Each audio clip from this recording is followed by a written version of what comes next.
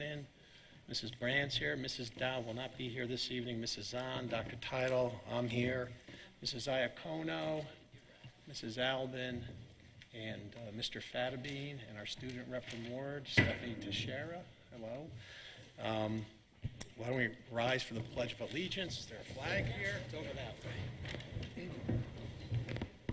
I pledge allegiance to the flag of the United States of America and to the republic for which it stands, one nation, under God, indivisible, with liberty and justice for all.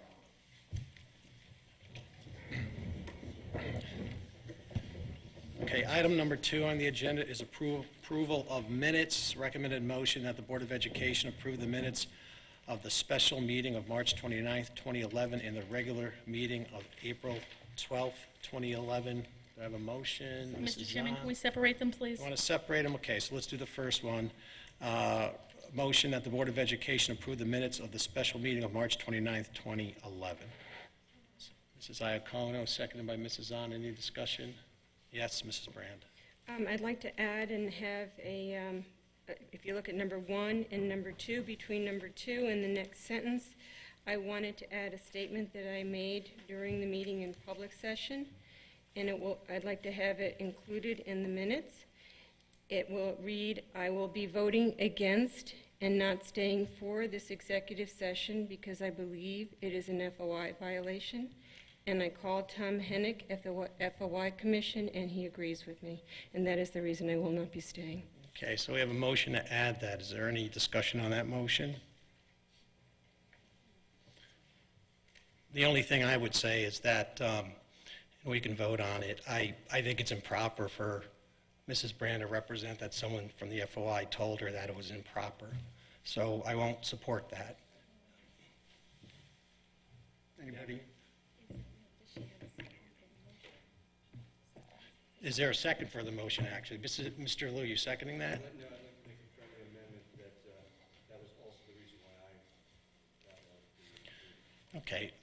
Before we do that, and I appreciate that, is there a second for the motion? Yes. Okay, Mr. Liu. Okay. Any discussion? I won't be voting in favor of that either. We ready to vote? Go ahead, Mr. Liu. Thoughts.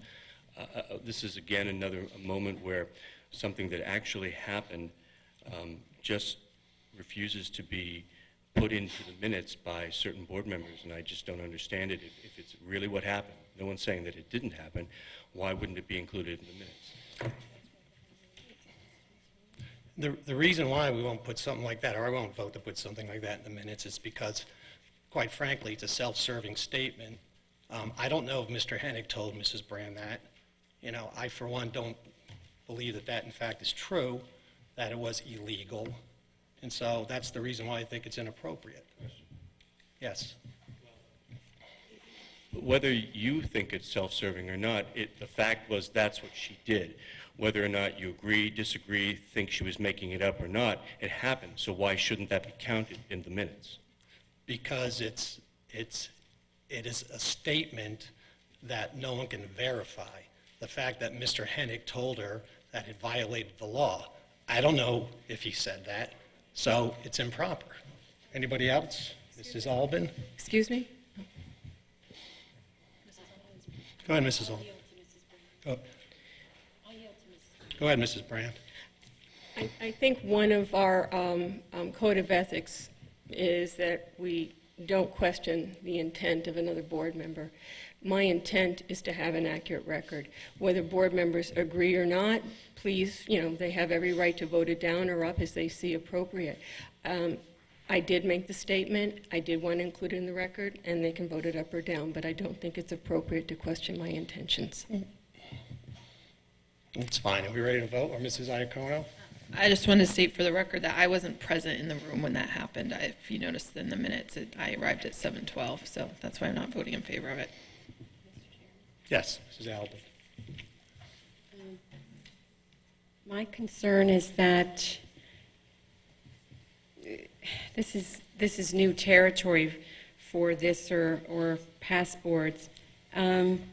We don't amend. We haven't, other than corrections perhaps that are someone finds there's a misspelling or something in the minutes. We haven't had a series of amendments to the minutes, and I won't be supporting it for those reasons. I think where we were the last time we had a discussion on reflecting what happened at the minutes, if we look at how minutes are taken across the boards and the commissions in Fairfield, they are not verbatim reflections of each and every word that was said at a given meeting. We have a recording for that purpose, and if someone is concerned, they can always go back to the recording. I think this is going to become very labor-intensive for our staff, and so I will not support the amendment. Anybody else? Mr. Liu. I always think it's dangerous when we start talking about labor-intensive, when we're talking about somebody's right to be able to just make sure that the record is stated for what actually happened. We're not talking about something that may have happened or what they would have liked to have happened. This is what happened. This is what was said. This is what the minutes are about. And I think if we cannot feel the openness to be able to ask for an amendment, then basically, what are the minutes for? And, you should be able to ask for an amendment of something that happened. No one's questioning that it didn't happen. And I don't see why we shouldn't have it on the record. It really does smell of censorship to me.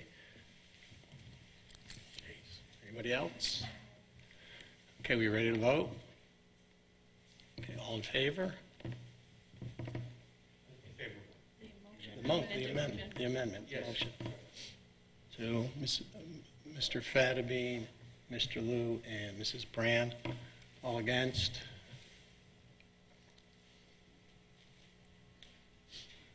It's a tie, so it fails. And there's 2 abstentions, I believe, right? I'm abstaining. Okay. All right, so moving on, or back to the main motion. So the main motion is that the Board of Education approve the minutes of the special meeting of March 29th, 2011. I'm sorry, before we go on, Mr. Chairman, does a tie automatically mean it's a fail? Yes. Thank you. Yes. Okay, so we ready for the main motion that the Board of Education approve the minutes of the special meeting of March 29th, 2011? All right. All in favor? Mr. Liu, Mrs. Zahn, Mr. Mottola, Mrs. Iacono, Mrs. Halbin, Mr. Fadabine, all opposed. Mrs. Brand. Any abstentions? Mr. Carey. All right, next is recommended motion that the Board of Education approve the minutes of the regular meeting of April 12th, 2011. Second, moved by Mrs. Zahn, seconded by Mrs. Iacono. Any discussion on this? Yes, Mrs. Brand. I will be abstaining because I wasn't there. Okay. All right, are we ready to vote? All in favor? It's you. Okay. Mr. Liu, Mr. Mottola, Mrs. Iacono, Mrs. Albin, Mr. Carey, Mr. Fadabine in favor, against? Seeing none against, abstain. Mrs. Brand and Mrs. Zahn. All right, moving on. The Student Committee Liaison Reports. Allison Wright, is she here tonight? No? I don't see Allison. I see Stephanie. Stephanie, Fairfield Ward High School Student Liaison. Go ahead. Well, for academics, report cards for the 3rd quarter went out last week. AP exams started last week and they finished this Friday. The CTE testing will be taking place on the 18th, 19th, and 20th. For athletics, the girls' lacrosse game against Ludlow is this Thursday. The regular season for spring sports ends next week, and then the teams that made it to FCX and states will go on. And for extra, the National Honor Society induction is on the 19th. Junior prom is on the 21st, and the PTA is throwing like a post-prom to provide students with a safe environment. And You're in Town, the school play, was performed this past weekend, and it was a success with great reviews. That's it. Thank you very much. Mrs. Alvin, any report tonight? Mrs. Brand? On the first one, the curriculum, policy, and special programs, quite frankly, I'm going to defer to Dr. Title because we're going to be going through the whole grocery list anyway. And as a matter of the Board of Health, I actually see that we have also Joanne Ryan here, and we will be dealing with an issue that the Board of Health has evaluated and has been vetted, also another policy. In addition to that, they are working out currently some of the specs for Sherman Elementary School with the nurses station. And as far as CES is concerned, I sent all of the board members a message that Evan Pitcock, the director, sent the members of the CES board. And just to summarize it, it was stating what the governor's stance was, and that there is going to be 4,742 layoff notices and 545 million more in spending cuts. There is more detail that I forward to the board. I won't read the whole thing, but I just wanted to make you aware of that. The 6 to 6 magnet school meeting for their board, it's only 3 times a year. They have one more to go. They had to postpone it, and it will be in the spring. And that's it for me. Thank you, Mrs. Brand. Mrs. Dow is not here tonight. Mr. Fattabine, do you have anything? No. Thank you. Mrs. Iacono? The Special Projects Standing Building Committee continues to meet on Sherman. That project is currently out to bid. The bids are due back June 1st. Regarding the RTM, as everybody is now well aware, they voted on the budget and decided to reduce our spending by an additional $800,000 on top of the $2 million reduction from the Board of Finance. And there has not been a Board of Finance meeting as of late related to education, other than they set the mill rate. That's it.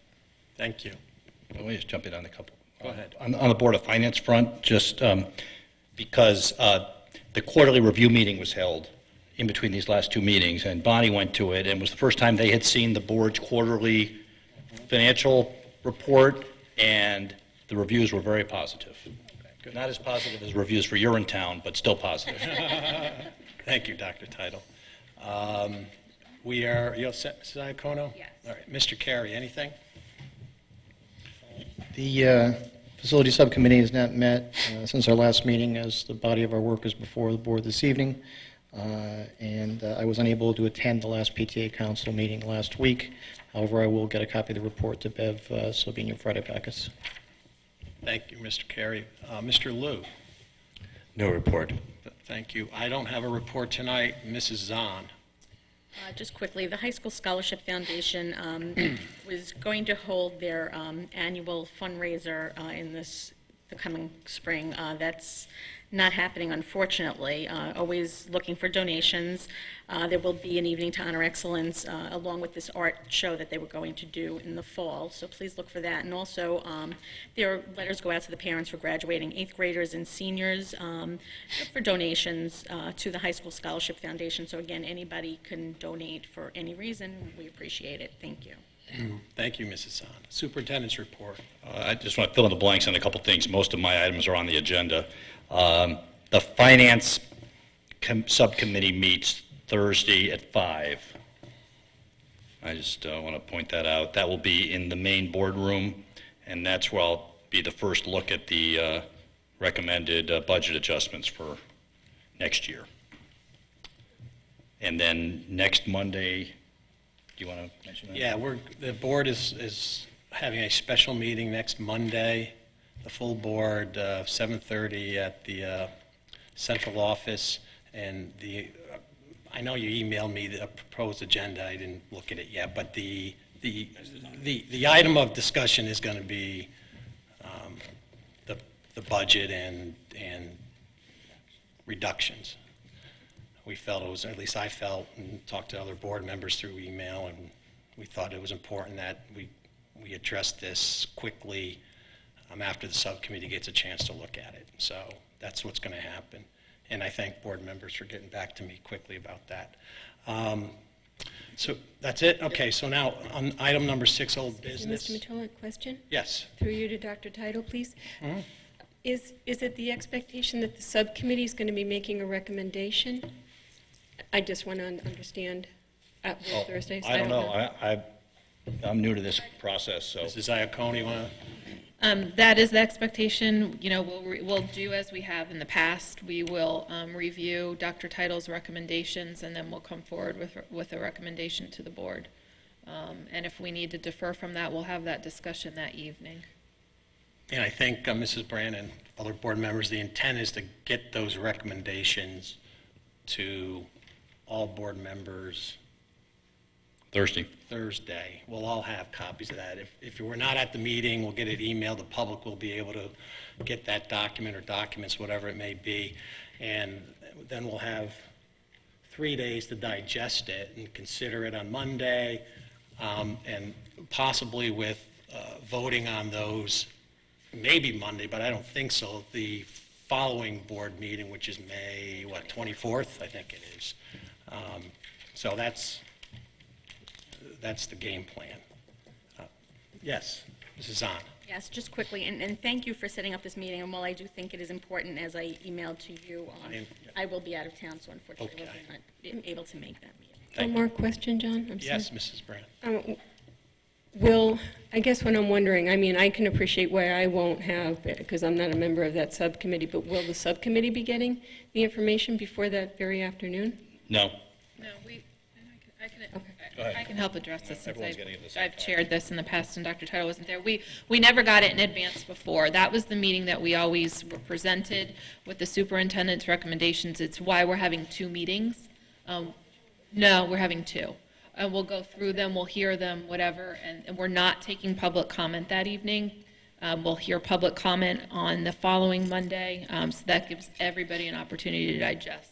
Thank you, what because we're that was my confusion. I actually thought you were making a recommendation with one meeting. I thought, No, we'll have that meeting with no public comment, and then we'll have a meeting the following Monday prior to the special meeting, and then we'll present to the full board. And, you know, I'll just offer up at a $2.8 million cut. I don't really know that there's a whole lot of latitude to be adding and subtracting stuff. So I personally don't anticipate a whole lot of additions or subtractions, unfortunately. But we'll see what happens. Okay. Anybody else?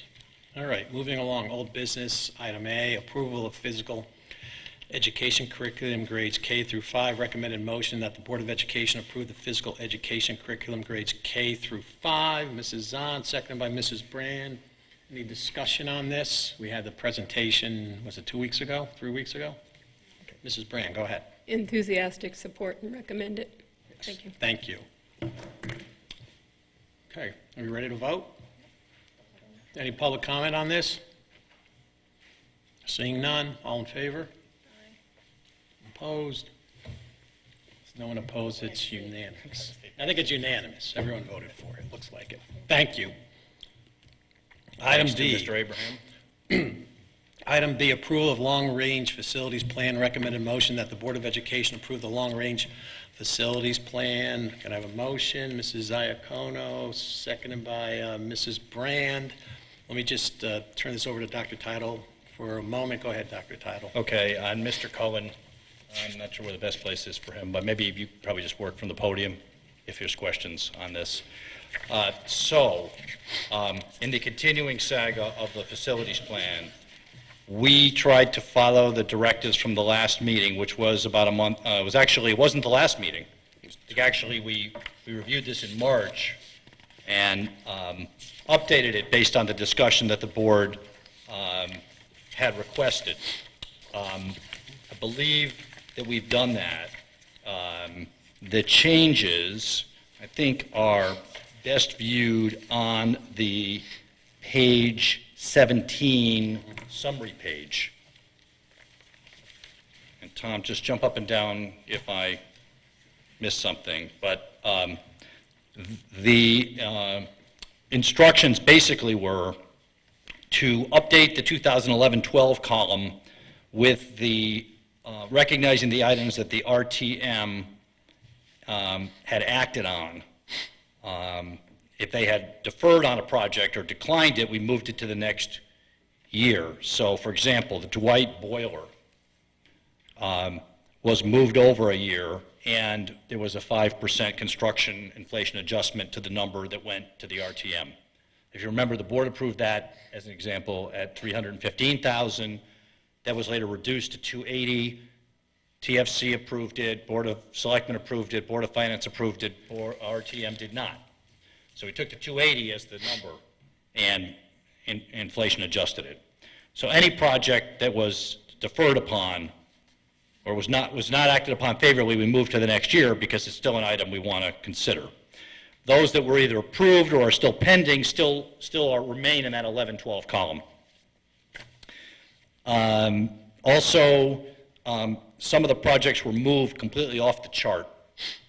And so the net effect of the whole thing is that the grand gross total is now $42,429,746, and the net total is $33,764,381. So there were projects then, you'll see if you flip over to the future projects page, which is page 26. That's, for example, where you'll find Mill Hill now resigning. That was an example of one that board felt we're just not getting to it in the next 4 years. It's way over what we're allocated. Why pretend we're going to do it? I think that was basically the discussion. So that was moved out and off to that page. And Osborne Hill was also moved off. All right. And I think that represents most of the changes. There were some, wording things that we put in there. Mr. Cullen, is that captured, or do you want to add a few things? Because I'm sure I didn't go through everything. I just wanted to give people a sense of what we did. Yeah, that's the basis of it. One other thing we did was Jennings Elementary School, only $125,000 was approved for the bathrooms, which was originally $250,000. So we added in the following year the other half with escalation. McKinley Elementary, the $30,000 shown there is only the consultant cost. So the following year we put $100,000 in for the repairs, installation, labor. So we kind of did a lot of those things to move around.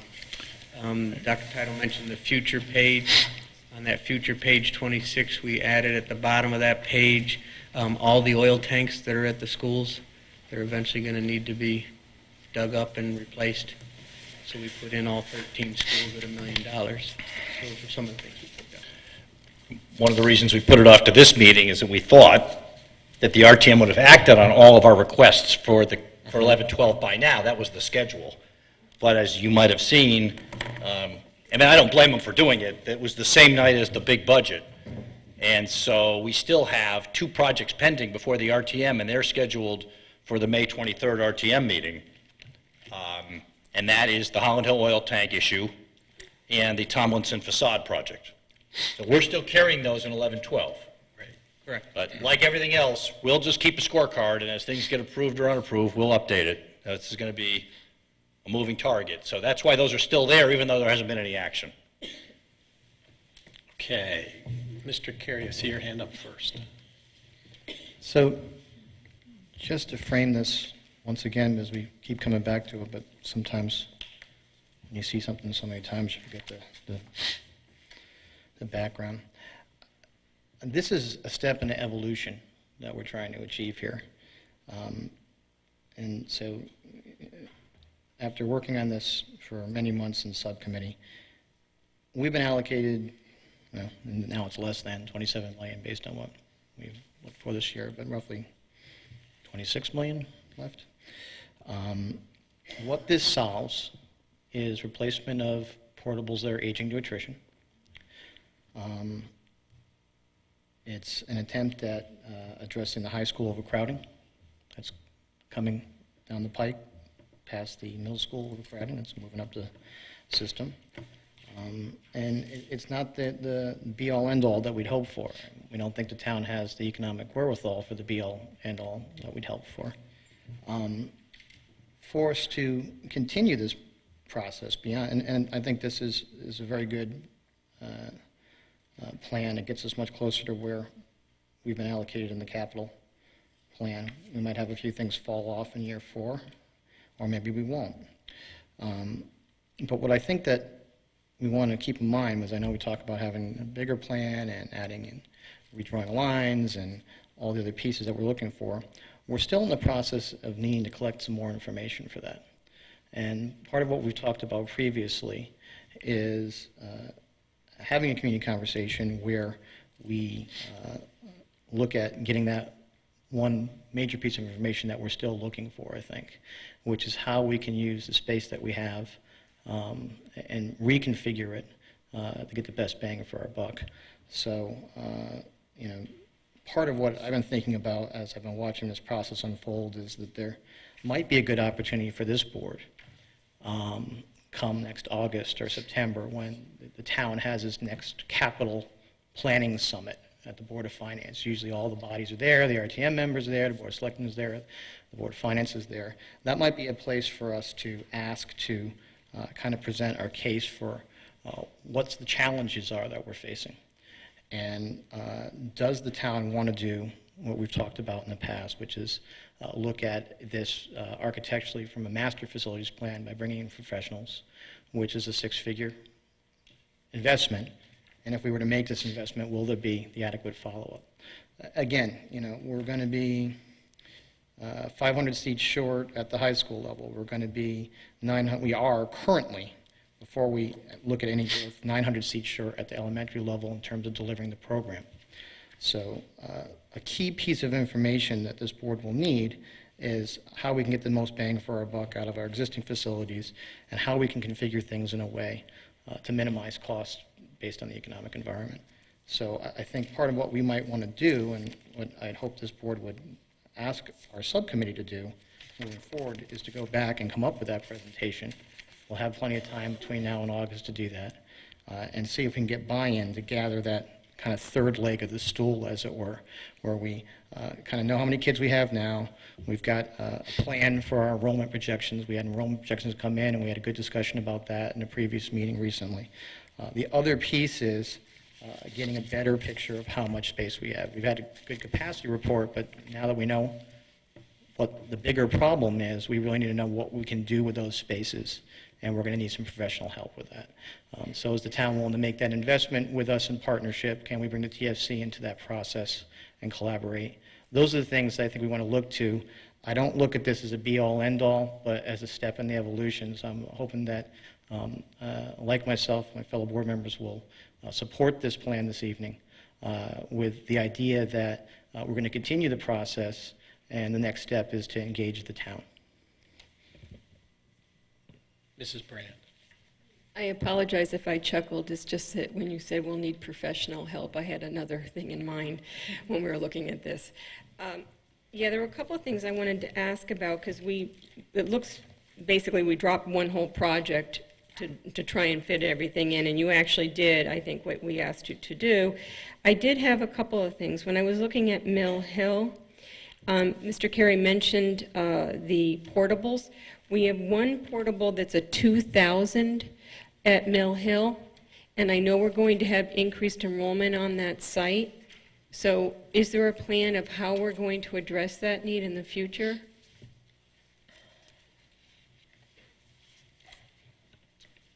I'm sorry. Yeah, Well, actually, you're directing that too. I'm not sure, either Mr. Cullen or Dr. Title. We have more than one portable at Mill Hill.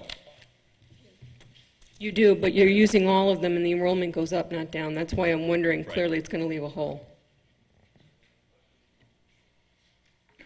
Right. I mean, we're going to have somewhat similar to the issue with McKinley this year. We're going to run out of room. All right? And we're not planning to put more portables.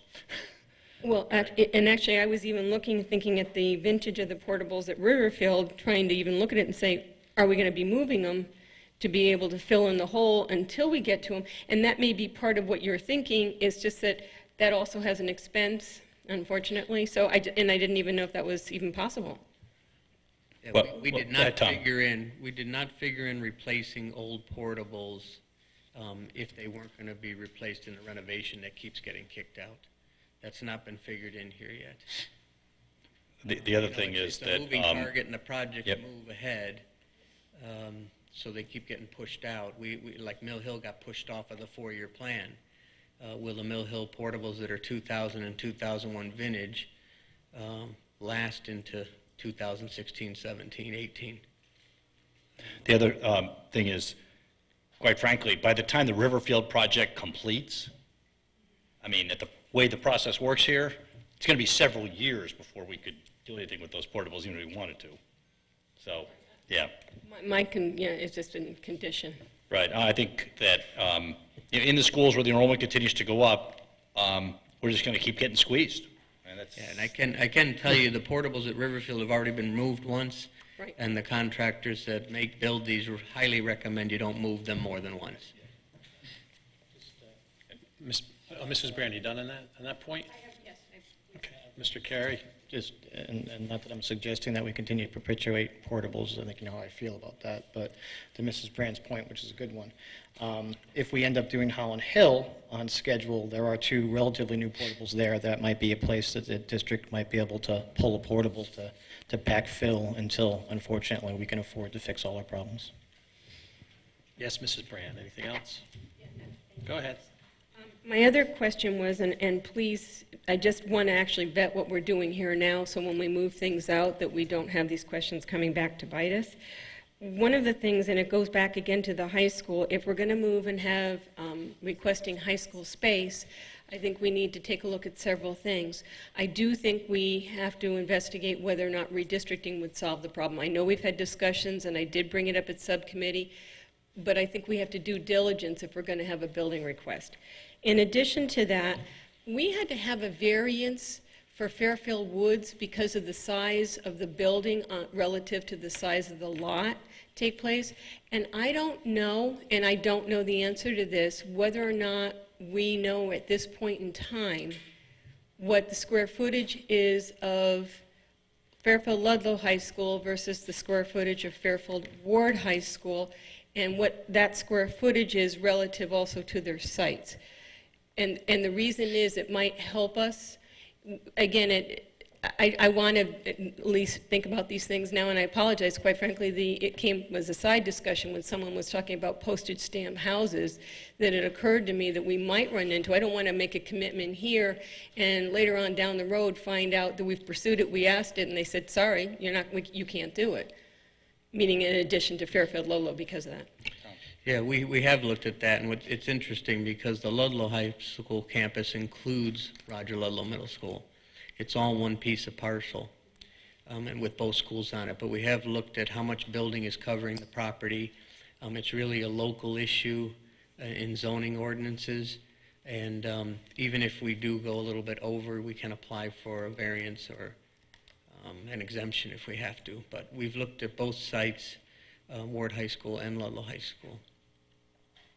So you're saying you'd have to get a variance at either high school? I don't know that yet, but we have looked at it to see if we put an addition on, how much of the building is covering the property, and do we meet the local ordinances. And Mrs. Brand's line of questioning, is the intent at Fairfield Ludlow High School to, I know the intent is to add some type of space, or is it more to add space or add space by reconfiguring the building? It's a combination of both. Okay, it's both? All right. There's some internal work and renovation and the addition of a cafeteria with possible classrooms above it. Okay. Mrs. Brand, anything else on that? That's it for now. Thank you. Thank you. Anybody else? Mr. Fatima. Well, I had time to reflect on this and consider a few other factors. And my concerns are similar to Mrs. Brand's with respect to Mill Hill. While I'm cognizant that we had a mandate from the previous first selectman to keep our capital spending to a certain limit, I was convinced by some of the advocacy that this is a plan, and therefore we have to treat it as a working document and a plan which is in the best interest of the school district, and how to move forward, and at least a plan, whether it gets fully funded or not, may be a question. So that ties in with my concern with Mill Hill. If you look at Mill Hill, it's one of our older elementary schools. It does have currently 5 portables, had 5 portables for quite a period of time. 2 of those portables over 10 years old, as was discussed. It was also in the Building Use and Capacity Report by MGT of December 14, 2010. It was listed as the elementary school with the lowest operational capacity of all the other elementary schools. So I believe that is, there's a need there, and there certainly should be in a plan some accommodation for Mill Hill. I also noticed that in the current long-range facilities plan, in year 2012-2013, there's monies allocated for Mill Hill, as well as 2013-2014, 2014-2015, which add up to more than $1 million. There was also some comments at the Board of Selectmen's meeting when they denied the original request to fund some renovations at Mill Hill, that why are we renovating Mill Hill when it's going to be scheduled for a major renovation? Why do we, and that was one of the rationale why they denied it. So there's some resistance, I think, at the Board of Selectmen level to fund a school for projects that may come down the road to be a major renovation. So I do think there's a need at Mill Hill. I do think it's fairly great, and that's why I would propose a motion that we add Mill Hill. It's going to be a compound motion because I'm going to do a few other things. I would add Mill Hill to the 2013-2012 or 2013-2014 school year and delete the Mill Hill renovations for 2012-13, 2013-14, and 2014-15. So Mill Hill would have one renovation number of 11.9 in the 2013-2014 year, with the other numbers hopefully folding into that total renovation figure. I would also suggest, in looking at this, that what I would do is move Riverfield Elementary School back to 2012-13, because we're still a little, it's late in 2011-12 to get that thing started. So I would, I think it's best to move it to 2012-2013. That would also, if you look at the total capital expenses for each of those years, that may even out the capital expenses a little bit, in the sense that 2012-2013, if Riverfield moved over, would add up to approximately $15 million total. If you add Mill Hill 2013-2014, your total there would be about $17 million. And 2014-2015 would add up to about 11 million, or 11.7 as it is now. But that evens out the capital expenses throughout those 3 years. It treats in each 1 year elementary school, so you can focus on that project. It gives us time to finish up Fairfield Woods in 2011-2012 and do that as well. So as a planning document and as a plan, in my mind, making those amendments would make sense. And so my motion would be to move Riverfield over to 2012-2013 and add Mill Hill for 2013-2014 and delete the renovations scheduled for Mill Hill on 2012-13, 2013-14, 2014 and 15. Hang on. Let me break this up. We're going to second it, but I think we need to do 2 motions. Go split them, though. So, if I understand it, Mr. Fatabian, your motion for Mill Hill is to eliminate for 2012-13 the 262,500, for 2013-14 289,406, and for 2014-15 461,614, and add, is it the 2013-2014 year? Yes. The amount of whatever it is, $11 million? 11,993,433. Okay, so that's your motion? That's my motion. All right, can I have a second on that motion? Mr. Carey. All right, can we have a discussion on that motion, please? Mr. Carey? Yeah, so, just so I understand, I know that we have some future cost of money loaded on this. I'm seeing Mill Hill on page 26, and this is through the chair, I think, to Mr. Cullen or whatever member of the administration wants to answer. I got 12,713,833 for Mill Hill future renovations, which I understand is probably loaded with some future cost of money. I'm not sure how much. And then we've got on page 17, 3 years. You're looking to eliminate, Mr. Fadigan, 1013520. So we have projects slated for Mill Hill, Right. 2625, 289.4, and Add 461. 1.0. All right, so you want to eliminate those three. So my question to Mr. Cullen is, how does that impact your planning? Because obviously that $1 million is going to do something. Yeah, Is it repetitive or is it separate? No, those 3 projects wouldn't be in the full Mill Hill renovation. So the need for Mill Hill 1,013,520 plus some subset, maybe 95% of the 12,713, or? It's not any part of the 12 million for the renovation. Okay, so- These are separate. This is a bathroom project, a ceiling and light project, and a roof project. So if we wrap those in, would there So be any those three have to economy be of scale added. on those three? Yeah, I would recommend that we add those to the Mill Hill project. All right, so let's just assume for a second that there's going to be no economy of scale. It's $1 million on the 12,700,000 and change on page 26.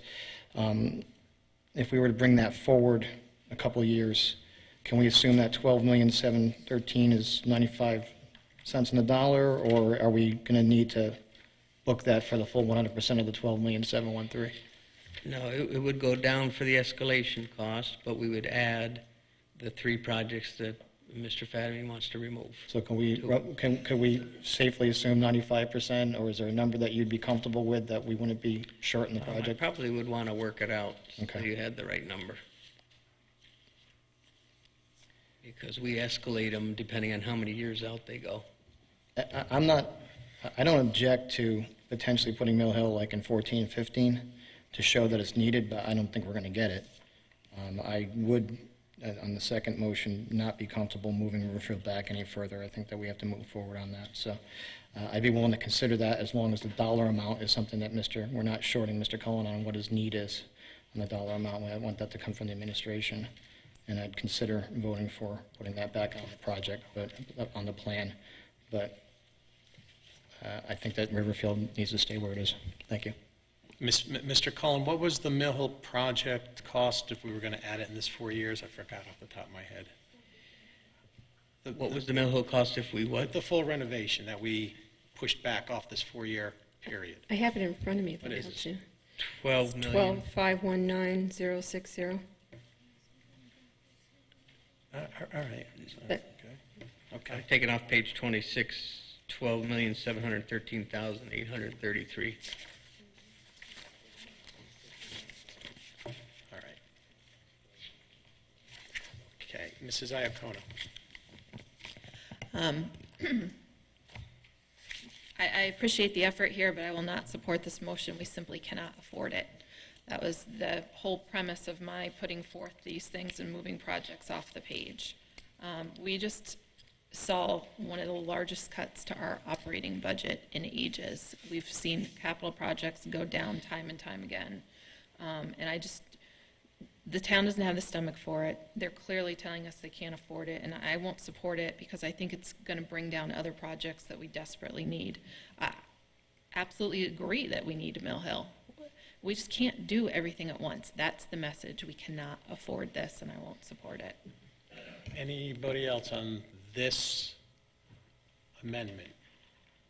Okay, seeing none, public comment on the amendment? I don't see any public comment. Are we ready to vote? Okay, all in favor? We have Mrs. Brand, Mrs. Zahn, Mr. Carey, and Mr. Fatterbean. All opposed? Mr. Liu, Mr. Matola? Fails. It fails, it ties, 4-4. Okay. Now, Mr. Fatterbean, I know you have a second amendment, and if I understand it, it is to move Riverfield Elementary School from the 2011 to 2012. Is that correct? Yes. Okay. Do I have a second for that motion? Mr. Liu, any discussion on this motion, this amendment, excuse me? Mrs. Iacono. I just don't think it's realistic, and we should stick with what we have on the plan right now. Yes, Mrs. Albin. Through the chair to Mr. Fadabine, could you please restate your reasons for moving it to 2012, 2013? There's two reasons. One, I think the time is relatively short to get that project moving forward, especially with the current environment. I think it takes a little time for a new first selectman to come in and maybe be more receptive to it. I think that in moving it over to 2012, 2013, it balances out the total capital projects for any one given year, so they're more equal in their total dollar amount for every year. Those are the reasons why. Mrs. Albin? Following up on the equity of the numbers, so if we're taking roughly $9 million out of 2011, 2012, and putting that into 2012, 2013, we're going from a gross estimate of $12 million in the first year, down by $9 million, with that taken out, and adding the $9 million to the $8.1 million. Is that correct, Mr. Fadabine? Just looking at the gross estimate. Just looking at the gross. Yes. Yes. So we'll have in the first year $3 million and change, and in the second year we'll have $17 million. Yes. That's right. This 2011, 2012 is already Right. Thank you. in existence here. Okay, any further discussion on this amendment? Okay, seeing none. Public comment on the amendment, this amendment only? Seeing none, are we ready to vote? Okay, all in favor? I have Mr. Liu. Are you in favor, Mrs. Brand? Mr. Liu and Mr. Fadabine, all opposed? Mrs. Brand, Mrs. Zahn, Mr. Mottola, Mrs. Iacono, Mrs. Albin, and Mr. Carey. Yeah. Okay, so now we're back to the main motion, which is that the Board of Education approve the long-range facilities plan. Any further discussion on the main motion? Mr. Liu. A couple of things. I know we talked about this before. I'm not sure how much this reached the superintendent's ear, but I really do think, especially after what's happened with the RTM, that the separating of the maintenance and the buildings as a long-term planning really is important. I think, I'm not going to get into a long one on this one, but I think lumping them as a sum and not showing them that we have a maintenance program that is about the longevity of upkeeping to our facilities and a long-range building plan, which is quite a different thing, which is about the future and the progress of our schools and our towns, I think should be separate documents as a way to make an argument to the different town bodies for why we need certain funds. First of all, I do also want to say, Dr. Tyler, thank you so much. I do see the improvements on this plan, but I am still looking for a few more things, and they are. The priorities, I think the priorities are getting better, but I still believe that we need to have priorities within the years, because I do not want to leave it up to the other town bodies to tell us what they think should be cut or not cut. Yes, that may be so that if we have a 1, 2, or 3 type of priority list, that sometimes we are going to understand that we are going to know that maybe number 3 might always be cut. At least we know that. We take control of that. We put out what we think is going to be best, and I think that's a really important part of making a plan and also articulating a plan to the other town bodies. My other problem, though, that is still not really solved here, and I've heard so many people address it tonight, so I really think if we don't address this, it's a real problem, is again with our high school and our elementary school populations and whether or not redistricting is or not a solution to some of our our problems. And to just sort of put down that we are going to do 6 more, for an example, the high schools, if we're just going to do 6 more classrooms at Ludlow and 2 more at Ward without looking at whether or not redistricting is a part of this equation, I think it's, for lack of a better word, foolish in terms of, again, approaching the other town bodies on this. As we saw in the last process, they were just extremely detailed in going over and scrutinizing our plans. To not be able to have this as concrete information, whether it works for us or it doesn't work for us, I think it really leaves us in a bad situation here. So I would hope that, you know, I have to say that I had no idea that the numbers would change so drastically. And I am a little bit remiss to want to vote on something tonight with just having this for 3 business days to go over.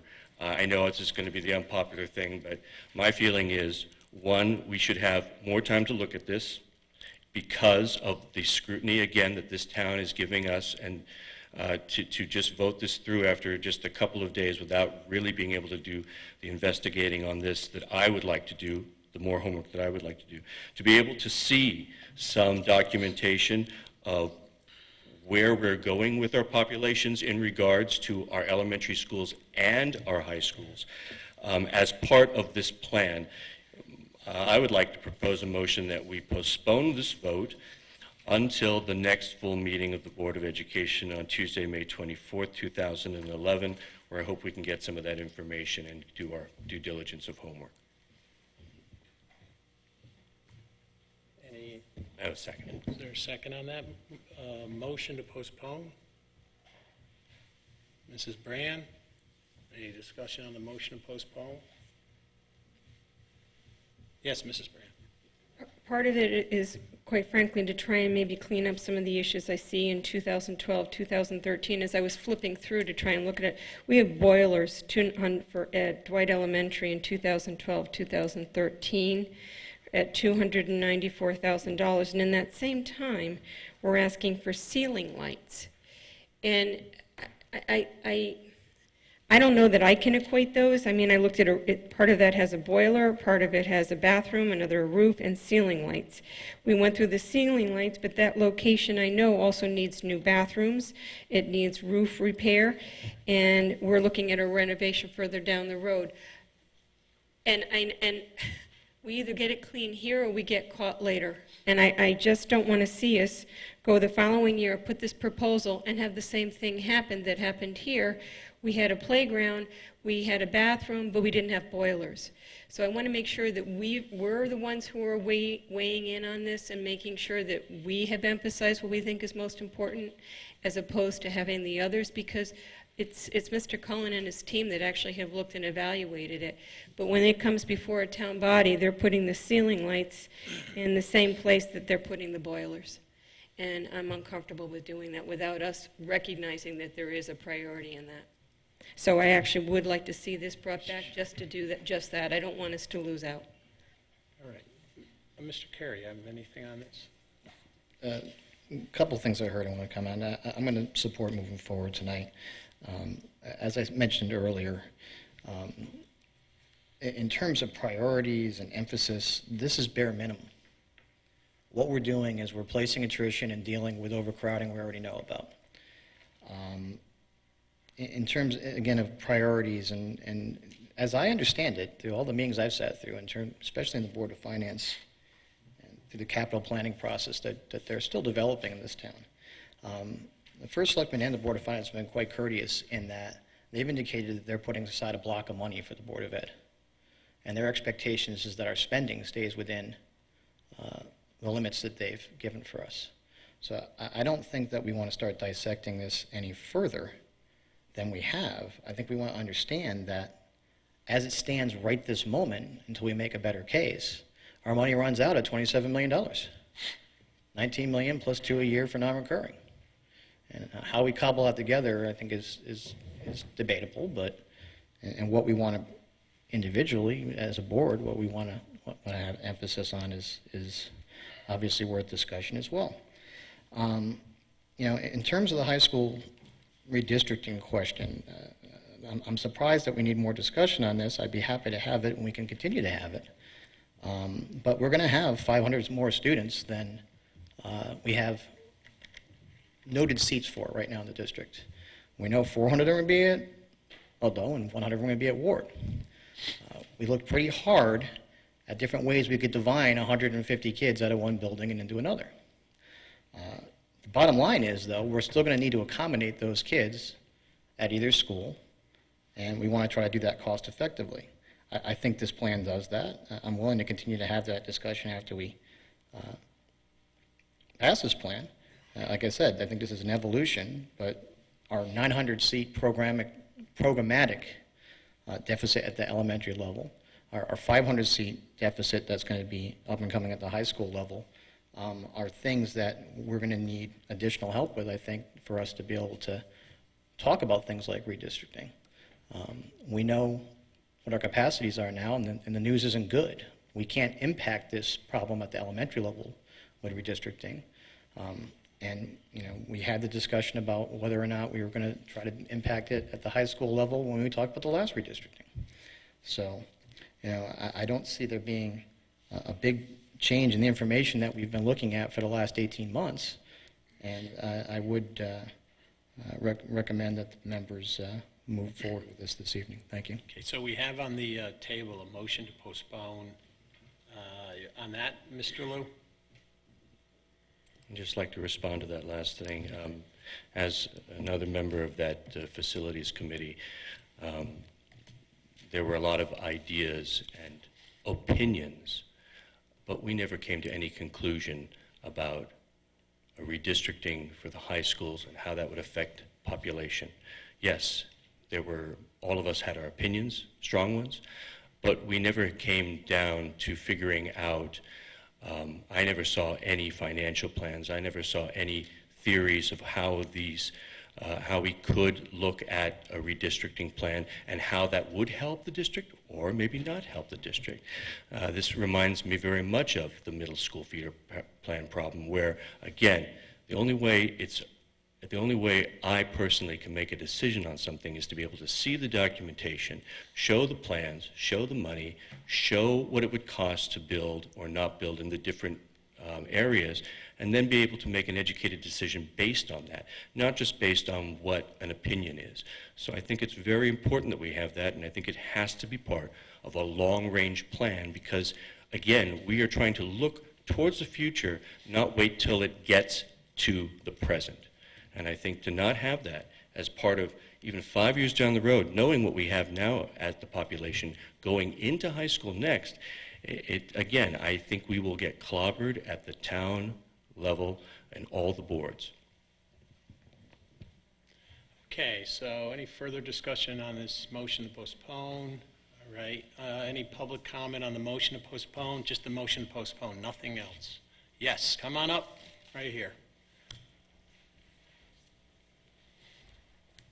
Name and address for the record, please.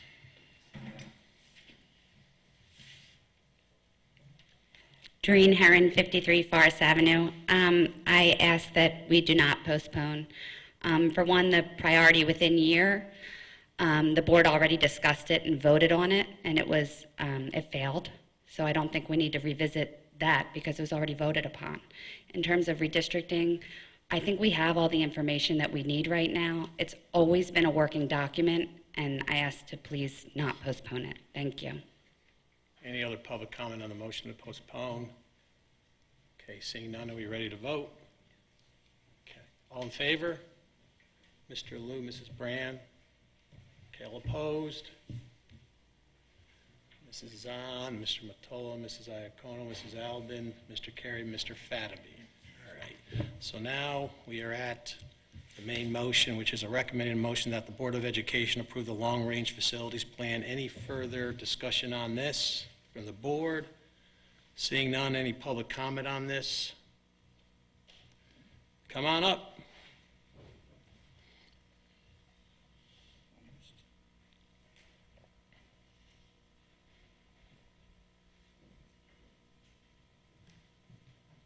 That's a long walk you're making.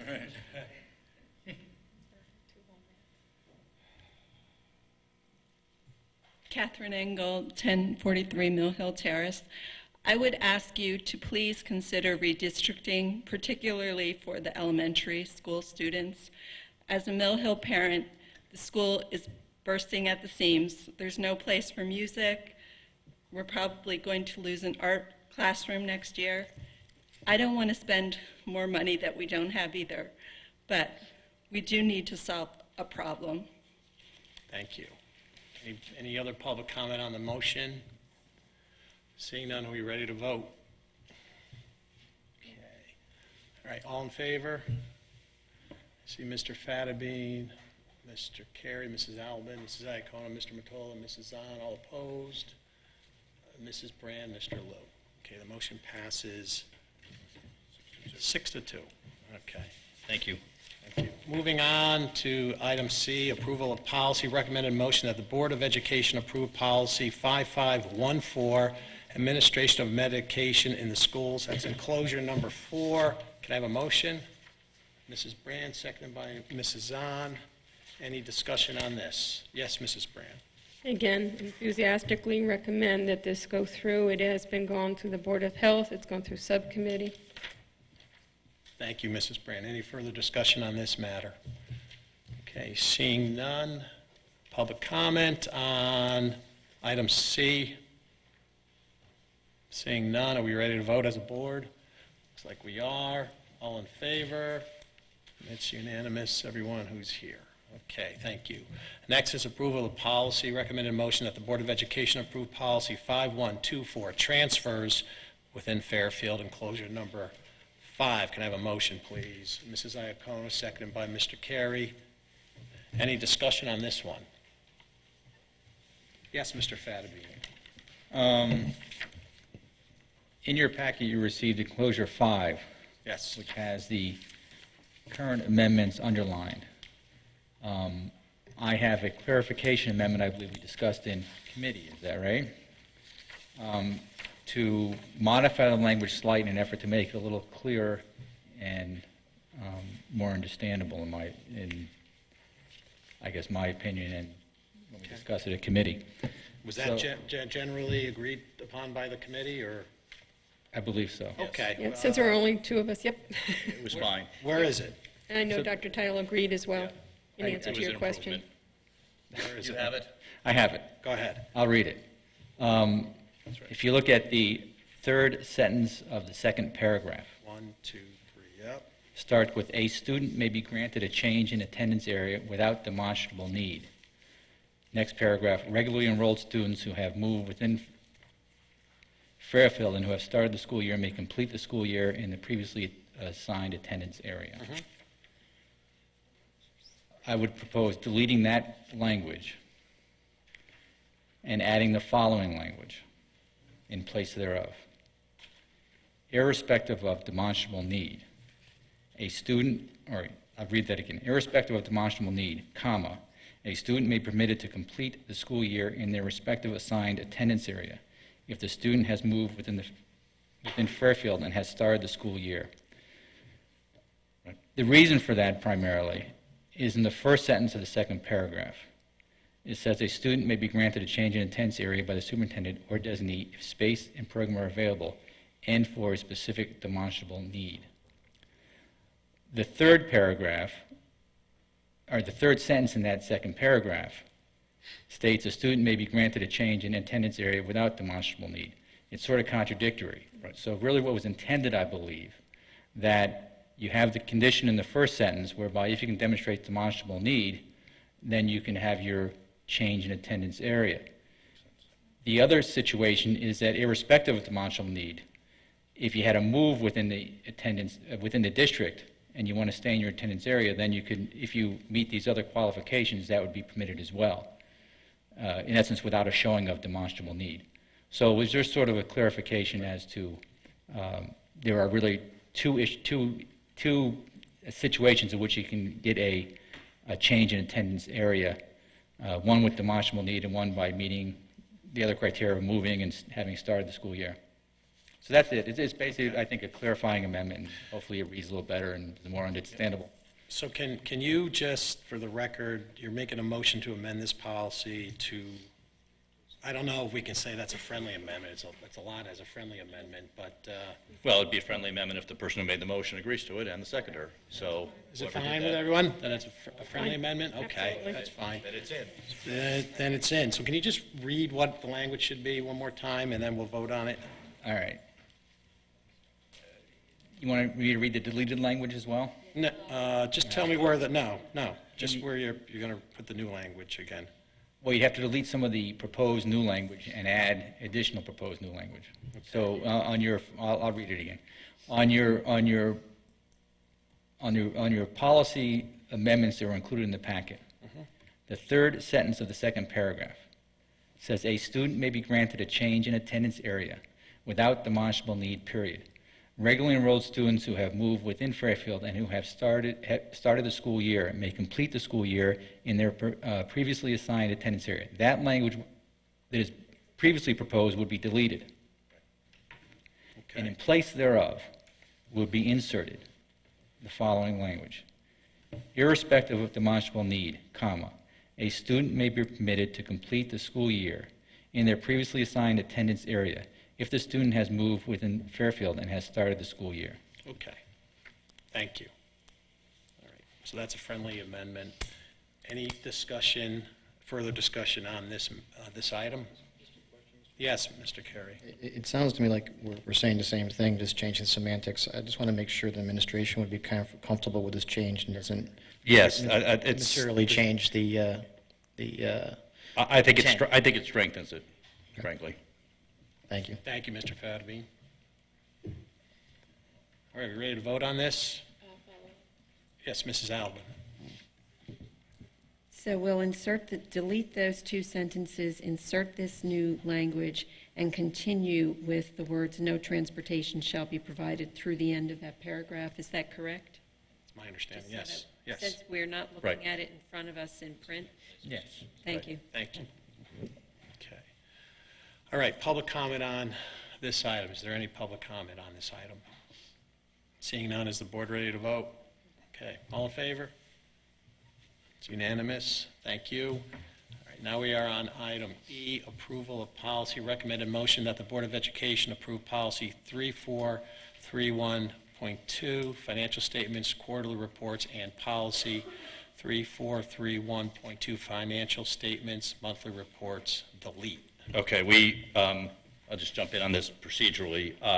This, if you remember, had a first reading at the last meeting, and it was, there was a discussion about it, and it was sent back to the committee to rework it. Committee didn't get to this, Okay. all right? That's why we don't So I think that maybe you want to Motion to table. postpone this until the June 14th meeting, which will be after the next policy committee meeting. Okay. So maybe it would be proper to have a motion to postpone to that date? Motion to postpone to June 14th. Yep. Mrs. Iacono. Mr. Carey, are you seconding that motion? Certainly. Okay. Any discussion on that? All in favor? Oh, public comment on the motion. Thank you. Public comment on the motion to postpone to the June 14th meeting. Seeing none, is the board ready to vote? Looks like they are. All in favor? It's unanimous. Did you vote for that, Mrs. Albin? Yes. Okay. All right, thank you. All right, new business. First read of policies, policy 5518, suicide prevention, intervention, and response. Dr. Title, well, Mrs., or whoever's going to. Right. I don't care. The only thing I wanted to just say was that this started out, we passed something, but it was with the understanding that we were interested in having something more in-depth in a review. And I know that Andrea Leonardi worked with a group of people who are very interested, and what you see before you is the result of that. And my compliments to Ms. Leonardi and the group, because I actually think it was a great piece of work. I think it's worth 2 minutes for the board to hear the process that Andrea went through with the large committee to strengthen this policy and the regulations that go with it. Go ahead. Thank you. If I could just start by saying the committee we did all of our work electronically, which I'm incredibly proud of. We worked to draft and react and respond to each other electronically, so we were able to actually engage a group of people who otherwise would not have been able to participate, including community-based mental health providers, board-certified child and adolescent psychiatrists, parents, teachers, and people were able to work that way at their leisure and over the course of a few weeks. So we got a tremendous amount of work done in a very short period of time. So I'd like to thank them, and we're pleased to present this to you for your consideration. From my perspective, this changes our current policy from a policy that is reactive to crisis to a policy that recognizes that we have an opportunity to educate, to prevent, to intervene with students, groups of students and individuals in the hope of not having to deal with the crisis situation of a student suicide. And then it also does prescribe protocols for response in the tragic event that we do have to deal with that. So I'm happy to answer any questions over the next few weeks as you read this.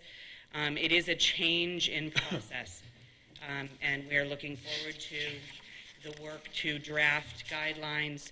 We're looking forward to the work and ongoing work of a district student assistance team and then school-based student assistance teams as outlined in the document. So I hope that you will support this, and certainly at any given time, I'm happy to answer any questions that you might have along the way. Any board members have questions? Yes, Mrs. Brandt. I actually brought this up in subcommittee, and I'm going to bring it up again because it's a timing issue. If you look at paragraph 4, it's any school employee who may have knowledge of a suicide risk, threat, or intent will immediately report this information to the school principal headmaster. And the intent of that was that this would initiate the whole process. Where I have a concern is, and we talked about this, I think it's fine to notify the principal and headmaster, but I don't want to have and leave it in any way, shape, or form with a principal or headmaster thinking they have a judgment call before them. I want either we qualify it and say that, and they will immediately institute the following, or we have, the person notify the piece. But I want to make sure that we don't have a gap there, because I think people hesitate thinking, is it really necessary? And they don't like to be disruptive, and I want to get away from that, because that is not what the intent of this was. I'm open to any suggestions, certainly. Mrs. Iacono? Obviously, this is my first time reading it, but doesn't it then the very next two, can't talk, sorry. The next sentence down, the school principal, headmaster, or his or her designee will immediately mobilize the student assistance team. Doesn't that take care of your issue? Or am I not understanding? I understand what you're saying, and that's what I had said in subcommittee. Here's my concern. I don't want to have a gap. And suppose we have an instance where a principal is off-site. I want to be sure that committee can start, and you will notify the headmaster. I don't want to keep him out of the loop, absolutely not. But I don't want to have us drop the ball with all best intentions. So notify and proceed. I just think that notification has to go, or they automatically, I just want to make sure we fill it in as completely as possible. We've gotten so far, it's such a stellar piece of work that I don't want us to have a hitch. I'm not, maybe you could suggest language, because I don't understand. This is how I read it. Any school employee who may have knowledge of a suicide risk, threat, or intent will immediately report this information to the school principal / headmaster. If deemed at high risk, the student shall not be left alone at any time during this assessment process. The school principal, headmaster, or his or her designee will immediately mobilize the student assistance team as described in the administrative regulations. The team will, and then there's bullet points as to what they would do. I'm not following where the gap is. To me, I'm hearing if you think there's a problem, you're supposed to go to the principal's immediately mobilizing the student assistance team. I'm going to take a wild leap of faith here and say if the principal's not in the building, there's somebody who's acting as a principal, and then in that case, you would go to that person, and then they would mobilize the student assistance team. But If I maybe may I'm not talk understanding about something. why we came to this language. We came to the language because in current practice, particularly at our secondary schools where there are multiple layers of student support, it is frequent that the headmaster or principal or administrator may be last in the loop to know what's happening. And that to us was unacceptable. I agree. So what we wanted to make sure, and part of what this protocol will do, should we be able to implement it, is that all staff at the building level, not just teachers, but you'll see the lists of staff to be trained, will have very specific annual training on what to do, when to do it, and how to do it. And there will be very strict, rigid protocols that will be trained that people will know in the event of a concern what to do and how to implement that. But we wanted to make sure that it was set forth very clearly in the policy statement that that begins with the notification to the administrator, because no one person, for example, a school counselor, should be acting on all of this protocol by themselves. This is a team effort. It needs to be a team effort for many reasons. And so we wanted to make that very clear in the policy statement. So we were very specific that the first person to be notified as things began to take shape in the school was the principal, and that the principal was to notify to mobilize the team. So that was very specifically chosen by the group, by the readers. Thank you. If I may, Mr. Mottola? Yes, absolutely. I think I have a simple solution, and I think this is where it was hitting me wrong. And it takes a while sometimes when you're first looking at it to have it register. Where we have any school employee, that sentence, I think the next sentence should be the school headmaster or his designee will immediately mobilize the student assistant team. And then after that, if deemed at high risk, because what we have is if deemed at high risk, but we don't know who's assessing them at this point. I think what we want to have is this is who you notify, this person immediately calls in the team. If that person is deemed at high risk, then you don't leave them alone, and that's part of your course of action. I think then we're actually doing it in the sequence. We could do that, that's fine. Okay. Yeah. Thank you. Thank you very much. I feel better. Okay. So any more questions about this? We're not voting on this tonight. You can study it. Yes, Mr. Carey. As it relates to some other things, obviously this becomes intertwined with your bullying policy and some of the other things that we're dealing with, I think, in that committee as well. So an interesting presentation here 2 months ago, and that's one of the things I would hope that we could tie into this. I'm not sure if that's part of the plan, but having Mr. Halligan or a similar presentation for our middle schoolers, I think, would be very enlightening. And Well, this is a pre-K-12 initiative. This is not a high school only initiative. Okay. This addresses all levels. The other, and so along those lines, I looked at some of our other policies around this. I saw we were kind of addressing some of the dealing with the peers issues in our bullying policy that exists. And I thought that the idea of the Always program was a pretty good one. One thing that I noticed that was missing, though, that just as a suggestion moving forward for administration, maybe the curriculum committee, that we can consider, and this might be in AR and just not board policy, or maybe I just didn't see the policy. We have this response now preventative, and we have a pretty good reactive response to the situation if it's suicide. But if we lose a teacher, if we lose a student for reasons other than suicide, I'd be curious to understand what the plan is for the district, and not necessarily that it needs to rise to the level of policy of this board unless the board feels that's necessary. But we've had those situations in recent years and very recently. And I think it's good to have that in writing in terms of what the reaction is going to be and how it's going to be. And I've heard that we've done well recently with that situation.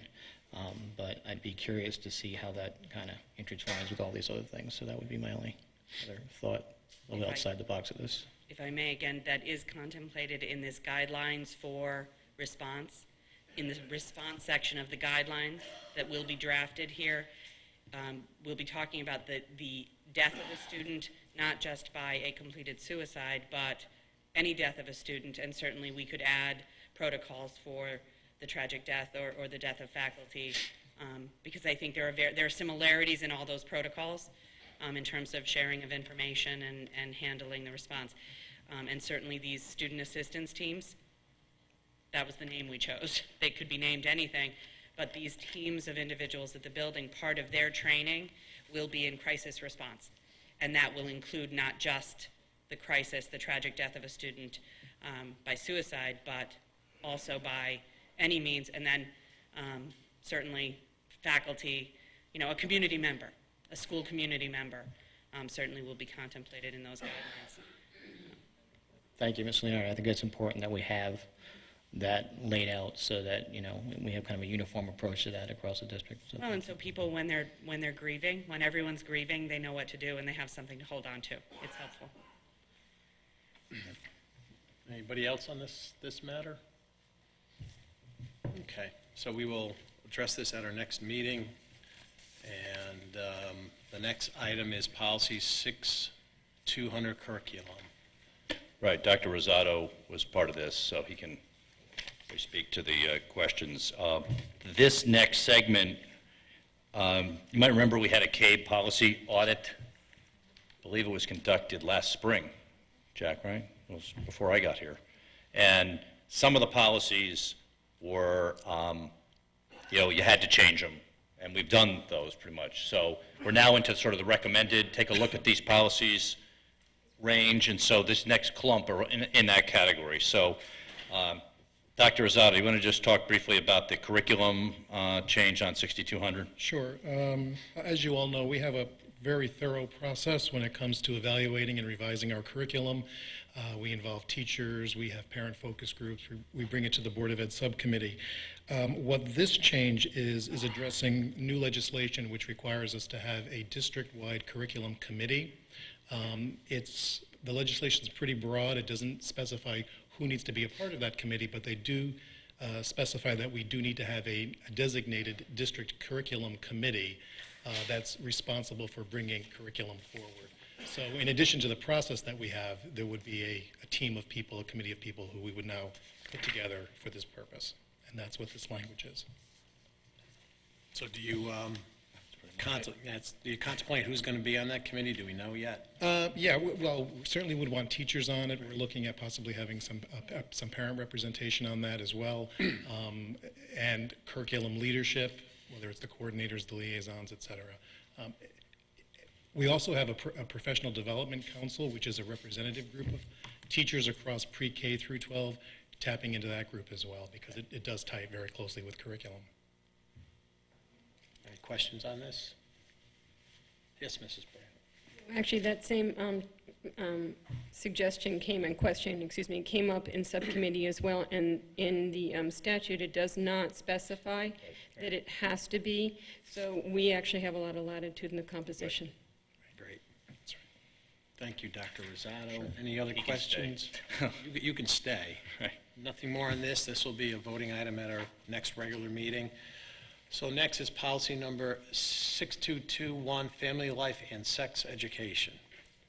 Go ahead, Gary. The additional language here, you see our current policy. We added language that came out of the No Child Left Behind legislation, which talks about notification and complying with federal guidelines. I apologize, I don't have those guidelines with me tonight. I'd be happy to forward them to you, but they have to do with such things as having an approved curriculum in this particular area, certification of staff members, teacher training along those lines, et cetera. So our current practices do comply with this, but we needed to put this language in our actual policy. Okay. Any questions on this? Okay. I also want to point out that we check these against CABE and we send them to CABE, and so they're all approved by CABE before you even get them. Absolutely. Okay. Gary, you want to do the fire drills? Sure. You see a lot of additions to this one. Not right now, it's not a fire drill, we're almost done. My copy is actually red, so it actually does look like a fire drill, but you see a lot of new language here, really tightening it up since this was previously approved back a number of years ago. I did have Mr. Cullen and Mr. Sal Morbido take a look at this. They've given it their blessing. In fact, Tom was very impressed by the new language. So, Well, that's saying something. exactly. So obviously we do fire drills and crisis drills on a monthly basis in every single school. We often have professionals such as police officers and or fire folks there to monitor what we're doing, and they're always quite successful. But this new language just really strengthens it and gives it a little bit more direction. Thank you. Any questions on this? Okay. Finally, policy number 6513, homeschooling. There have been a number of changes related to the issue of homeschooling in the last number of years since this policy was looked at, and you probably know that. There are much more latitude and flexibility on the parental side of the equation for homeschooling. Currently, we have 27 students in Fairfield who would be in our schools, however they are being homeschooled, which is an option that parents have available to them. I actually did speak with Vin Mastaro up at CABE at length about this because there were so many changes. I wanted to be sure that I had it right. And so the language here was taken from CABE. It really does open the door and give parents much more flexibility in this issue.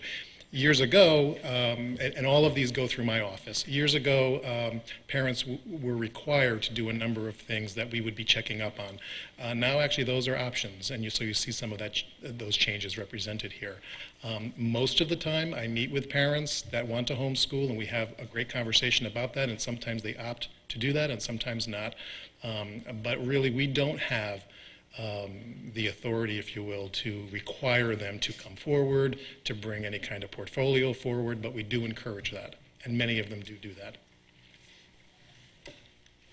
Any questions on this? Yes, Mrs. Brad. I do want to point out, because if people think about it later, we did also discuss that if the district feels in any way that a child is at risk and is not being educated, that there is a way to address that. So, we're not just, dropping it completely. Right, the vehicle we'd have would be a DCF referral for a neglect or abuse or something along those lines. So DCF would really make that judgment, not us. Right.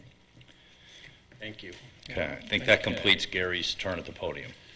All right, so moving along, item B, approval of preschool tuition. Recommended motion that the Board of Education approve preschool tuition. Dr. Title, this is item number 13, enclosure 13, excuse me. We do need a motion, that's right. Okay, Mrs. Iacono, seconded by Mrs. Alvin. All right, if you remember, this may seem like ancient history, but when we were going through the budget process and we talked about revamping our pre-K programs. Also might remember in the audit there was a recommendation about charging tuition for some of our preschool slots. That the pre-K staff and Mrs. Kataya Leonard have been working on the portion of the pre-K program in which tuition would be charged on a sliding scale. So she may come to the podium and explain this better than I, because this is new for us. And she did do some research, and it's on your table in terms of the area pre-Ks. So, Anna, want to give us a little overview here? Sure, I'll start with a little bit of history. For the last 3 years, we've based our income cutoff dependent on the pool of applicants. Hence, 3 years ago, the cutoff for free preschool was $80,000. The pool applications were reviewed again 2 years ago. The cutoff was $70,000. And we found that, once again, last year, the household income cutoff was decreased, and we cut it off at $60,000. So any families that made $60,000 or less, that is household income, were provided a slot in one of our preschools, either at McKinley or Burr. Moving forward, we felt like we could not base it on the pool of applicants any longer. Our application pool grows from year to year. It is a growing number. I talked to many families, and there's great need out in the town of Fairfield. So we felt we had to do a little bit of homework on this. We started with researching the local area preschools and determining what type of fee structure they have. And that is before you, that was at your place this evening.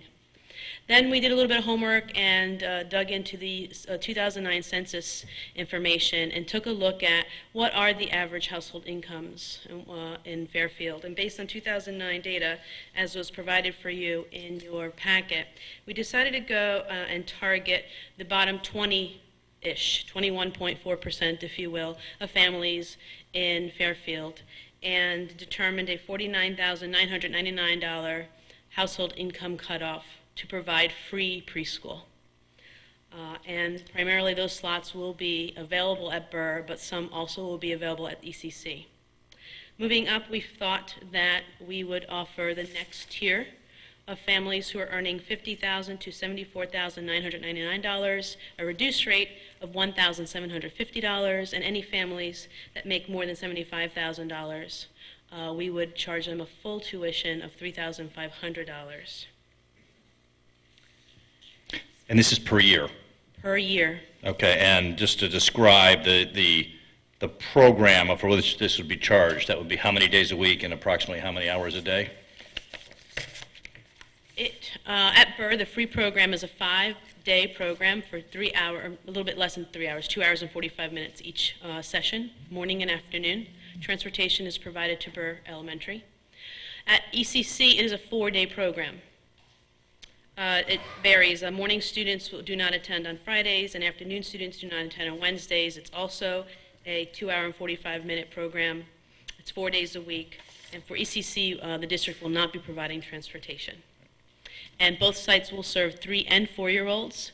Up at Burr, we will start with 32 slots for students. At ECC, we have about 33 slots, possibly some more in addition to those students who attend, who receive special services, and some students that we're going to grandfather in because they were already there as 3-year-olds and they'll be there next year as 4-year-olds.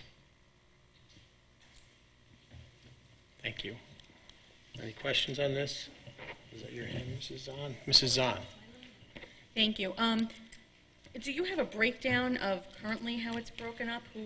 How many we do free, how many we do reduced, and how many We don't charge tuition at this time for any student. Correct, yeah. Do Sorry. we know, right, we don't charge, and do we know approximately how they would break down, is what I meant to say? You don't, you just, No. okay, thank you. No. Yes, Mrs. Alba. Through the chair to Mrs. Leonard. So the students are here for 2 hours, 45 minutes? Yes, ma'am. And you gave us some other comparisons. Do we know in the private sector, do we know how long the day is the students are there? How It's many typically hours? defined by a half day, and I'm going to make the assumption that a half day in most preschools is about 3 hours. Okay, I hear There are probably some a little moms. noise in my left ear, someone who has preschoolers. Yeah, I sit on the board of a local preschool, and we do these comparisons every year when we set our tuition, and we're all pretty much on the same boat. Most of us operate from 9 to 11:45 or 9 to 12. St. Paul's, I'm at Trinity Presbyterian. We're all pretty much in the same ballpark. Greens Farms has a little bit longer day. All set. Any other questions on this? Okay. Okay. Public comment on this motion. Any public comment? Seeing none, we ready to vote? All in favor? It's unanimous. Thank you. Okay, now we're on item C, financial report and approval of budget transfers for the 2012-2011 fiscal year. Recommended motion that the Board of Education approve line item transfers in the amount of $290,000 for the 2010-2011 fiscal year as detailed in the financial statement enclosure number 14. Dr. Title. We'll have a motion first. Motion, I'm sorry, I apologize. Motion. Keep you on track here. Should, yes. Mrs. Iacono, seconded by Mrs. Zahn. I apologize about that. Go I'll ahead. turn it over to Bonnie. Thank you. As you know, we reviewed the quarterly report in April, and we discussed the identified projected budget shortfalls and the funding that we had earmarked to cover the shortfalls.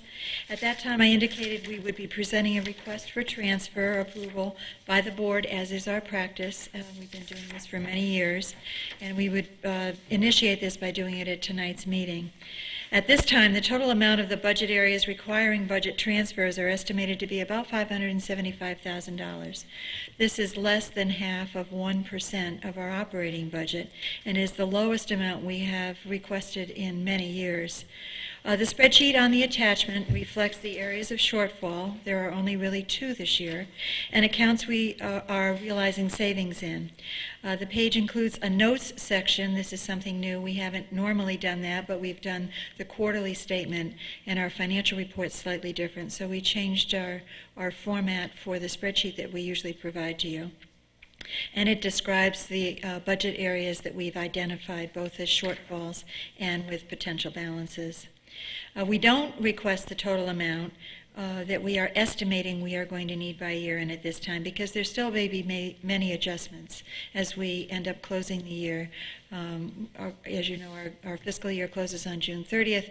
However, all bills must be paid that are presented with a date prior to June 30th. So we are well into July before this is actually done. But we estimate that this is very close to what it will turn out to be. So what you do at this meeting is vote your approval for the overall amount, and specifically for the amount we're requesting transfers on this evening. We will keep you updated in June, and then we always present you with the final budget report after we have closed in the summer. Most of the items are self-explanatory on the spreadsheet side of the document that I provided to you.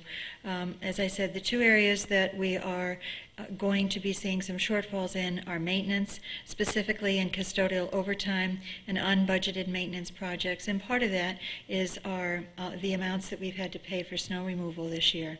We are going to be getting some FEMA money back. We do not know how much we're going to be getting back at this point. We have tried to take some of that into consideration. But custodial overtime for all of the snowstorms, and the only one that qualified for FEMA money was one of the storms in January. But that and unanticipated maintenance projects that Tom has identified that were not necessarily budgeted for are the reasons for the shortfall in our maintenance account. The only other area that we see a significant shortfall that we've been discussing from the very beginning of our budget process is special education, and that is basically on tuition and other contracted services. If you remember, the one thing I'm going to add to that at this point is, if you remember, at the time of our budget reduction last year, the Board of Finance suggested that we change our excess cost projected reimbursement amount, the percentage that we thought we were going to be getting back. And they said that we should be projecting a higher amount, as a higher percentage getting back on excess cost than what we had in the budget. We had 70%. They suggested 82%. They also put money aside in their contingency account in case they were wrong and we were right. Well, they were somewhat wrong, but more right than wrong. And the difference is really less than $55,000. That is only after our first round of projections for excess cost. Because as you know, unfortunately, that's a number that we don't receive much before the end of this month as to what the final percentage reimbursement will be, and also what our final excess cost reimbursement will be. So at that point, Dr. Teitel and I had spoken, and he had also had conversations with both Paul Hiller and the chairman of the Board of Finance to say that we know that the town is having a hard time also. Their contingency account has been depleted considerably, and that our process then to pursue that money was going to be First Selectman, Board of Finance, RTM, and the timing on which is so difficult that we, for the amount of money that we would be recouping or potentially be recouping, we wouldn't even begin to know what that would be until after the beginning of June. And we had, Dr. Teitel had stated to them that we would not be pursuing that funding through the contingency fund for the town. If the potential had been great, somewhere around the $328,000 they had put aside, we probably would have considered it much more seriously. But because it was not, and because of the timing on this entire process and the length of time it would take to even begin to try to recover that money, that was our decision at that time. Especially since we felt that we were in pretty good financial shape right now. The areas that are going to have balances in accounts are relatively small balances that we have identified for the reasons listed. The transportation accounts was basically enrollment in the vocational and 6-to-6 magnet programs. That drives the reimbursement amount and the amount that we have to pay for that insurance. That's where we realized that $45,000 savings. Telephone, we did receive some additional credits from USF funding. As you remember, for the current year's budget, what we had done was reduced our budget allocation by $100,000, reflective of what we thought we would be getting in USF funding. Directly against our bills, we are actually getting somewhat more than that this year, unbeknownst to us, and they are reimbursing us on telephone amounts that we had not been reimbursed on before. So we've realized a little bit of a savings there that we are able to put towards our shortfalls. Just as you know, any of our accounts that we are short in, we have to come up with that amount out of our operating budget. We don't have a contingency account per se. So there are areas in our budget that we've been monitoring very carefully to make sure that we are going to be able to fully fund all of our accounts by year end. So Bonnie, we're in good shape. We're in good shape. She's identified the areas, and right now we're asking specifically for $290,000. We will come back at the June meeting for maybe one more round. Is that the game plan? With an update, yes. With an update, okay. Mr. Carey.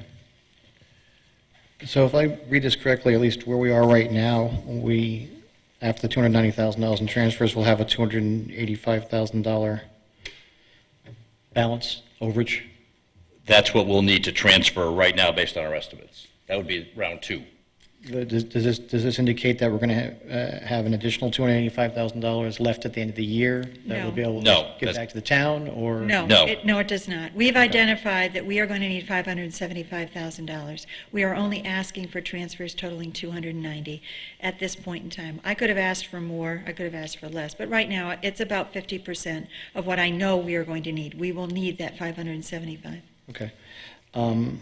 Moving right along, you mentioned the 70 versus 82. We're right around the 77 for excess cost reimbursement right now? 80. We're at 80? Yeah. At 80, yes. Okay, so we're not going to press the town for the... I thought it would be a gesture of goodwill. to let them keep the $55,000 in their contingency fund, which they're probably going to need. Would probably take us more in staff time to get through all the meetings.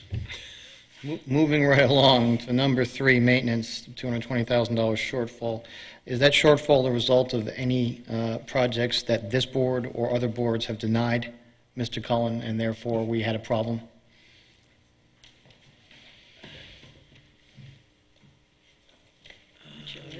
The only thing that comes to mind would be the Stratfield Elementary School project. Almost $40,000 we had to spend on things that we didn't expect. But a lightning strike, or? No, it doesn't include the chimney strike that was struck by lightning, because that's covered by insurance.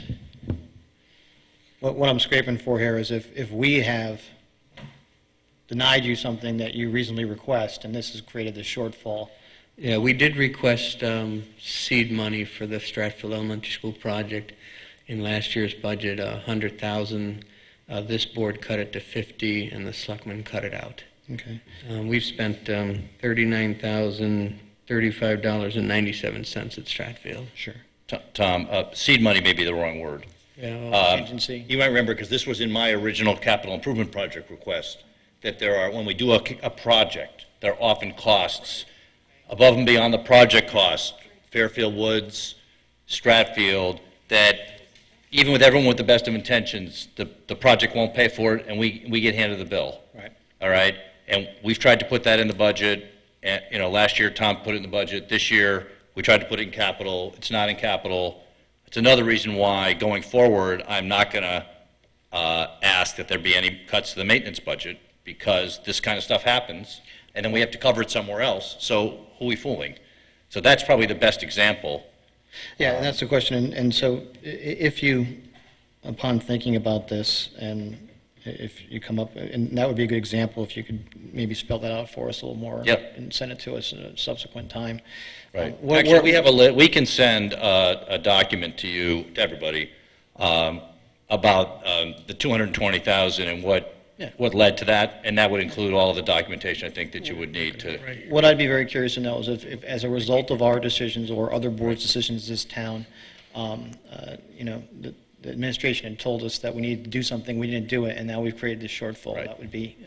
And that's Exhibit A, That would be- Stratfield Building Project. In terms of contingency, Dr. Title, I do think that we have to find an adequate place to put that into our budgets. But I do have a concern as, prices are lowered as we move our way through the process, watching the process this year. Your team's going to end up holding, if we need $300,000 for 2 boilers and we end up with $253,000 for 2 boilers and there's a $30,000 shortfall. We're going to have to be cover sitting here it. discussing this again next year this time. And, well, that's another reason why cuts to maintenance are phantom cuts. They're not real cuts. All right, so that's another example of, we have a project now, we have $125,000 as an example for the upcoming year for Jennings bathrooms. And we have to figure out exactly how that project will scope out, but, what if doing half of what we wanted is $135,000? Exactly. Okay? The only way to get the extra $10,000 is to go all the way back through the entire process again. By that time, we've lost 6 months. So really, it's up to us to cover that difference. And we don't, so that needs to be part of Tom's budget. And that's another example. If it comes in under, of course, we're fine, the town gets the money back, but we can't, under the way the bonds are written, we can't say we save $5,000 on a Jennings project, but we can't then go apply that to a different project that's capital. That's how they set the whole thing up. So we need to have a fund that will allow these projects to happen. Sure. So that's a concern I have going forward, that we want to make sure that the maintenance projects account is fully funded, so that either emergencies come up or projects come in slightly over budget, we don't have to go back through the process. I mean, we had the Ward boiler room mess that came up out of the blue. Nobody could ever budget for that, but Tom has to cover that out of maintenance projects. So this stuff happens. Last question, Mr. Mottola, is Universal Service Fund. I understand we changed how we do that, and we're having withdrawals from our bills from the phone company. However, that's usually a pretty straightforward equation where you have a percentage that you get based on your school lunch, if I understand correctly, please correct me if I'm wrong, your school lunch program participants, and that should be a straight percentage off our fees for the circuits and long distance. So is that, how do we end up with a surplus there? Do we get more kids in the school lunch program this year? No, or? it had nothing to do with the school lunch program. There were 2 additional amounts that they considered for reimbursement for USF funding that they've never done before. 2 different areas of funding. They actually expanded the program for us. Pardon me? So they expanded the program? Yes. Yeah, and that we didn't know that. Great. It was nice. Government, this pocket, and I'll make it out of this. We'll take it. The government. All right, thank you very much. Mrs. Brand? One question just for clarification. When we have a building committee running a project with funds and they are doing something specific and there's a shortfall, we're not taking Board of Education funds out of our maintenance account and giving it directly to a building committee. We're just, right, well, I understand, but I want to make sure that we have that very straight. Right, no, we're not giving any money to the building committee. Yeah, no, but we got to, my point is we may have something, but we have to be careful about how we say it, yeah. As many projects that I've done, there are always expenses associated with these projects. They're not reimbursable, they're not in the scope, and somebody has to pay them, and it's us. But that's paid directly by Board of Ed to a vendor, not the building committee. Right. Okay. All right, any other discussion on this matter? Okay, public comment on this? Seeing none, are we ready to vote? Okay, all in favor? It's unanimous? Okay, thank you. And then The last item, not the last item, excuse me, item 9, public comments and petitions. During this period, the board will hear comments and receive petitions from any citizen present at the meeting. Any single presentation must be limited to 2 minutes, and audiovisual equipment cannot be used without the advance note authorization of the chairman. The board will not hear comment on individual personnel matters or comments addressed to a specific member of the board. Decorum will be enforced. Citizens are asked to comment on any voting item at the time the item is under consideration by the board. Any public comment tonight? Okay, seeing no public comment, item 9, open board comment. Any open board comment tonight? Yes, Mrs. Brand. Several years ago when I was at the Tomlinson, there were a number of things we were going through construction. We actually saved part of the tin ceiling that the art department now has as a matter of just a historical record. It was beautiful. But we also, I contacted the head of the Historical Society to come and look at the murals that are in the foyer going into the auditorium. And unfortunately, there was no funding, and he really couldn't think of anything to do. The district, it is the property of the school district. They are currently sitting in, the WPA did them. They are beautiful. They are deteriorating very quickly. I know that some of it, I actually asked Kathleen Griffith, who I know Mr. Tetro also was looking into this, asked them for an update. But one thing I want to ask this body, if they would be agreeable to pursuing anything, we can still maintain ownership, but that doesn't preclude us looking into and seeing if there can be other ways these murals can be addressed. My primary concern is, and has been, that the murals are up high along the wall, and when the renovation was done, sprinklers were put in just before them. They are at risk because if the sprinkler system goes off, they're gone. And I think that would be unfortunate. So if this body, or I could have a sense of the body, would be willing to allow me to pursue it just to see if there would options. It doesn't mean we wouldn't have ownership, but I just wanted to see what some of the options were. Mrs. Alden? I had spoken with somebody, and I passed the name on to them for an art restorationist, I believe is the right title for them. So I can pass that information on to Dr. Title so that he would have it, given that they are the property of the Fairfield Public Schools. And I don't know that tonight's the night to proceed with anything yet until maybe some more research is done, but maybe we would bring this back here at another date. Yeah, actually, if I may, that's exactly my intent. Really what my primary concern is, if we can actually find another place to at least take them out of harm's way, again, so that they're not sitting right in front of the sprinklers. That would be my first thing, and then again look at further as to whether or not we're able to restore them and find funding. But I would like to make sure they don't get destroyed just by something that happens. So I just wanted to make sure that this body would be comfortable if I did pursue that. Thank you. Thank you. Any other open board comment? Seeing none, is there a motion to adjourn? Second. All in favor? Aye. Thank you. Have a good night.